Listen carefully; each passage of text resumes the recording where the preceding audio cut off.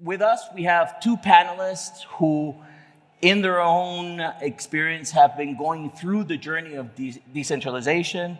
So first of all, I'd like you to introduce yourselves a little. Greg?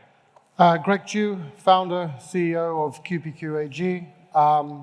I've been on this journey now for 23 years, trying to achieve what I refer to as the Internet of Economics, which is the restitution to the individual and the communities in which they reside, both their data and their economic capacity. And that sounds very grand and very, very difficult, and it has been. 23 years. I started off spending a lot of my own money trying to build a system that united all of the major markets around the world into a single system.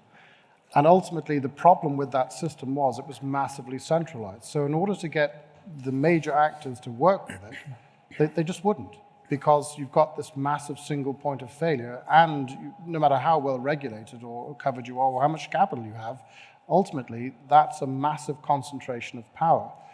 So I shelved what I was doing in 2009, believing that a technology would come that would open the door. And I saw those things emerge with various distributed ledger technologies.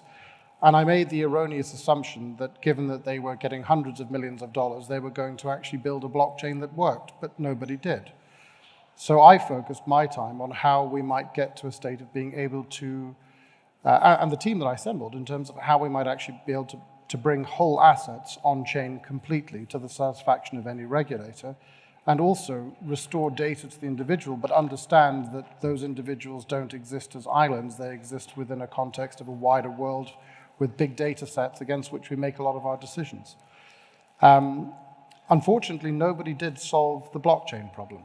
So I was very lucky to unite with a team who had some fantastic ideas and also a base to build upon that allowed us to do that. So today, QPQ is sort of a container with a whole variety of things to come, but the beginning is the Gajumaru, as we call it, which is an actual blockchain that actually works, instantiating a cryptocurrency that puts the currency back into crypto.